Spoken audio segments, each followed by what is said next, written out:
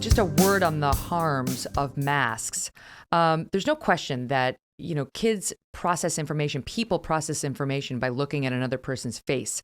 And they say that until about age 14, children are still developing their facial recognition skills. Moreover, you point out the thing about the bacteria. There was something on MedPage today talking about how there is a risk of bacteria spreading to your eyes from the inside and outside of your mask. They did a study that found that face masks became seeded almost instantaneously with oral and nasopharyngeal bacteria. It can be dispersed upward toward the eye unless you tape your mask flat to your face. They found bacterial growth on the inside of 97% of the masks they looked at and 90% of the outside, 97 inside, 90 outside. Not to mention the mental health issues, none of which counts for anything with these people. You can't get through. I mean, so I know you're in this group, you're in another group with a pal of mine who I absolutely love, who's fighting for sanity too. What's the plan, right? Like, I'm out here talking about it. Parents are showing up at the school board meetings. Now they're being threatened with being treated as domestic terrorists. So what are the plans being kicked around?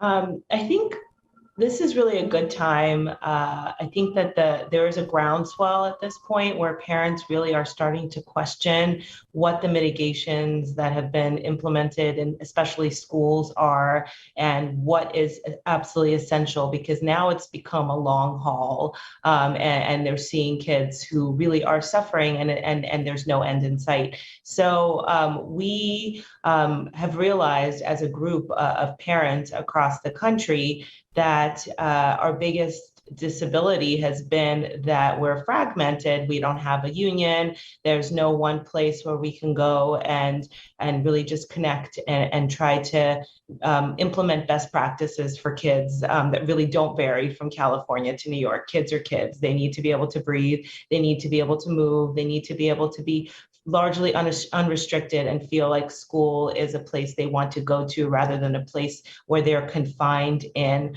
So we've started, just talking.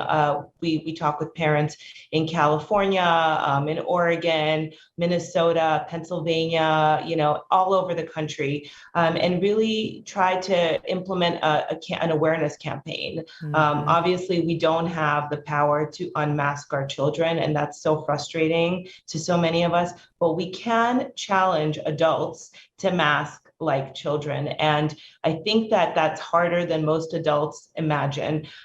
These children have to put on those masks often at 7:30, 8 o'clock in the morning. Many of them in New York City, especially, they don't get breaks. It's explicitly written into the DOE guidelines. No mask breaks.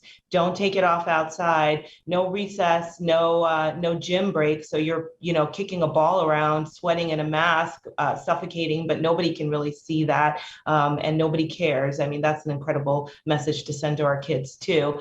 But we're trying to raise awareness that this is how kids actually mask. And we're going to have a Mask Like a Kid Day, which is going to challenge politicians, our governor, Hochul, who always appears on camera unmasked and, communicating with, the masses unmasked, because she obviously knows how much easier it is to communicate and establish connections unmasked. I'd like to see her mask. I'd like to see reporters mask. I'd like to see, people who are just walking around on the street mask like kids. So 8 a.m. to, 3 o'clock in the afternoon, a 20-minute break for lunch, but a mask the rest of the day. And by the way, you can't just access water anytime you want to, just because your mouth is dry. For instance, in New York City, in some schools, I know that kids are forced to leave the classroom, stand 3 feet apart at designated times just to get a sip of water. That's what masking like a kid means. And I don't think any adult is experiencing that and that kind of loss of agency.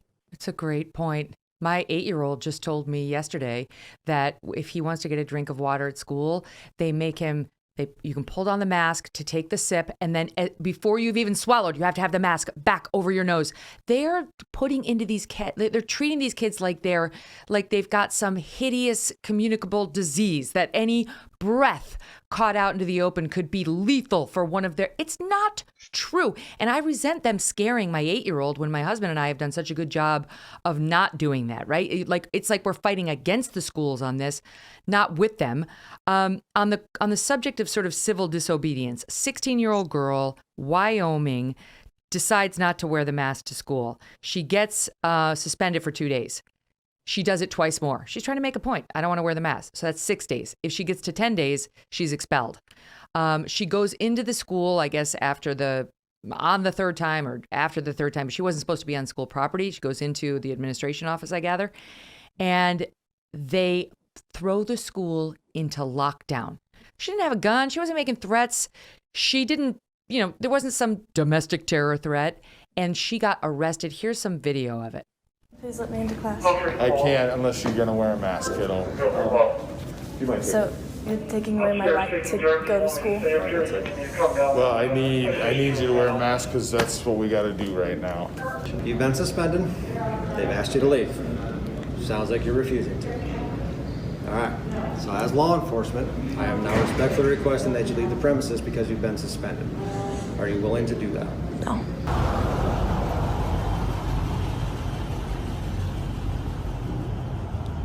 You ought to be ashamed. All for a face mask? It's despicable. They put her in handcuffs. She was in handcuffs. I mean, I don't even know what to do. It's like she tried civil disobedience. She's trying to make a point. I realized she wasn't doing what she was ordered to do by law enforcement.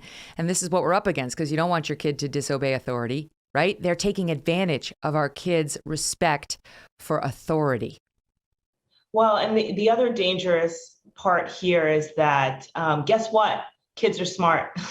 They figured this out. I've heard of lots of conversations amongst middle schoolers and even elementary schoolers who are like, wait a second, we're in school here obeying these artificial distancing guidelines and wearing masks. But then after school, we hang out normally, no mask, hanging out at each other's houses because that's what humans do.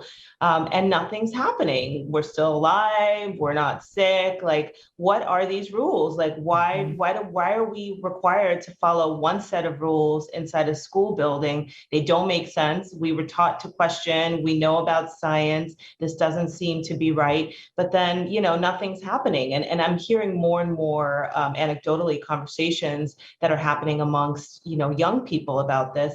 And I don't think this girl will be the only one, because kids really have a sense of justice and injustice, and they need to live in a just world, but that's not what we are setting up for them. But let's make a point of saying, in this country, this is not happening in Europe.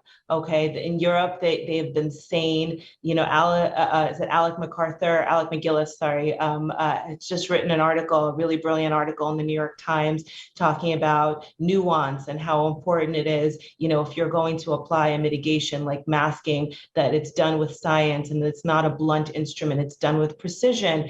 And in Germany, where he has been, people use masks discreetly on the, in crowded subways or buses or trains, and they take them off when they go outside because there is almost no risk to people, to kids, adults, or any age outside. So if you apply it like a blunt instrument, this is the result you're going to get. If you use it with discretion and with sense and with science and evidence behind you, people might actually comply, including kids, like we did last year.